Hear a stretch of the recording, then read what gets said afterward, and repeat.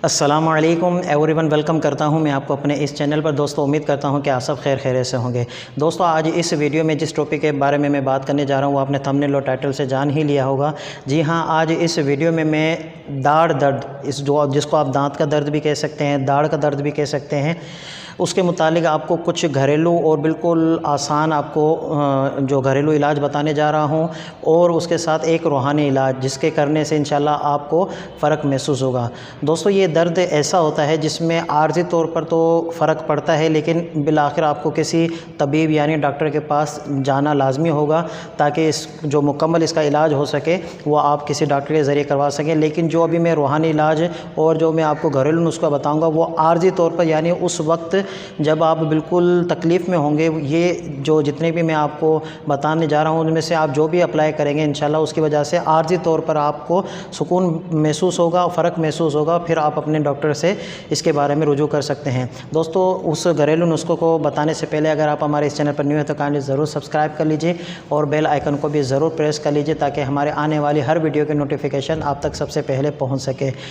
अच्छा दोस्तों, दांत का दर्द या दाढ़ दर्द कह लीजिए, जो भी आप नाम इसको दें, ये दर्द इतना ख़तरनाक होता है कि जिसको ये हो ना उसी को ही पता है कि इसकी तकलीफ़ कितनी होती है। दो दर्द ऐसे, एक तो कान का और एक दांत का और दाढ़ का जिसको आप दर्द कहते हैं, ये इंतहाई तकलीफ़ दे दर्द होते हैं।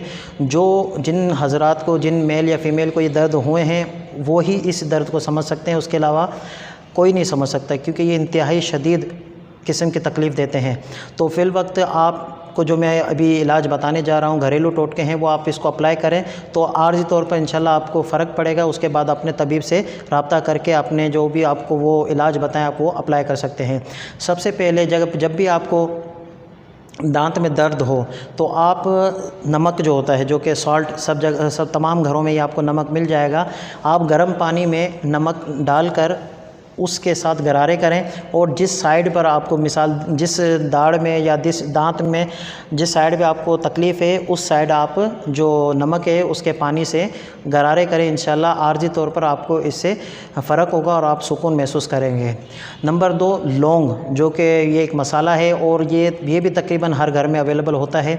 इसको आप पीस कर जिस जगह पर, जिस दांत में आपको दर्द है उस जगह पर आप मसल लीजिए, ठीक है। या तो लौंग का तेल भी मिलता है, उसके 2 कतरे आप उस जगह पर लगाइए जिस दांत में आपको तकलीफ़ है, वहाँ पर भी लगाएंगे तो इससे भी आपको तकलीफ़ कम होगी और आप सुकून महसूस करेंगे। दूसरा जो इसके साथ मैं आपको बताऊंगा, प्याज भी तकरीबन हर घर में अवेलेबल होती है। प्याज को आप ले लीजिए और जिस साइड पर आपको दर्द है, जिस दांत में आपको दर्द है उसके नीचे रख लीजिए और आहिस्ता आहिस्ता चबाते रहिए और जो उसका जो सिरप निकलेगा, जो उसका रस निकलेगा, उससे इंशाल्लाह आपकी जो दांत की तकलीफ़ है उसमें काफ़ी फ़र्क महसूस होगा आपको और आप आर्जी तौर पर अपने आप को सुकून में महसूस करेंगे। और उसके साथ साथ आप बर्फ़ ले लीजिए, जो आप टुकड़ों में आपके पास नॉर्मली अमूमी आजकल बर्फ़ के जो टुकड़े होते हैं वो आप छोटे छोटे टुकड़े करके किसी कपड़े में लपेट लीजिए। कपड़े में लपेट कर आप जिस दाढ़ में दर्द है आपको उस साइड पर आप रख लीजिए चेहरे के ऊपर, ताकि वो जो आपकी नसें हैं वो सुन्न हो जाएं, जिसकी वजह से आर्जी तौर पर आपका जो दर्द है उसमें कमी महसूस हो और आपकी इस तकलीफ़ से सुकून हासिल कर सकें। ये मुख्तसर छोटे छोटे जो देसी नुस्खे थे ये आप अप्लाई कीजिए, इंशाल्लाह आर्जी तौर पर आपको बहुत ज़्यादा फ़ायदा देगा। अब मैं जो एक रूहानी इलाज बताने जा रहा हूँ उसको अप्लाई कीजिए, इंशाल्लाह आपको काफ़ी इसमें फ़र्क महसूस होगा और आप अपना जो तकलीफ़ है उसको ख़त्म होते हैं महसूस करेंगे।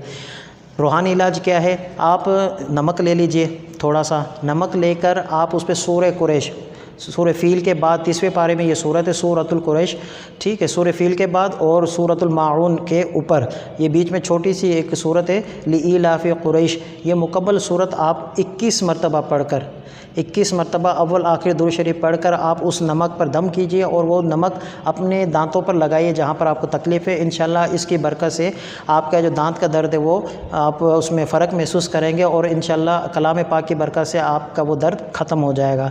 तो दोस्तों, उम्मीद करता हूँ कि ये मुख्तसर से जो घरेलू इलाज है, इस पर अगर आपको कभी ऐसी तकलीफ़ हो या आपके घर में किसी को ऐसी तकलीफ़ हो तो ये चीज़ें आपके जहन में होनी चाहिए, ताकि जो उस वक्त फ़ौरी तौर पर आप उसको अप्लाई कर सकें, ताकि आप उस दर्द से आर्जी तौर पर निजात हासिल कर सकें, फ़र्क महसूस हो। फिर आप अपने तबीब डॉक्टर से रब्ता करके उसका प्रॉपर इलाज करवा लीजिए। ये वीडियो आपको अच्छी लगी हो तो ज़रूर लाइक कीजिए, आगे शेयर कीजिए। मिलते हैं दूसरी वीडियो में, अपना ख्याल रखिएगा। अल्लाह हाफ़िज़।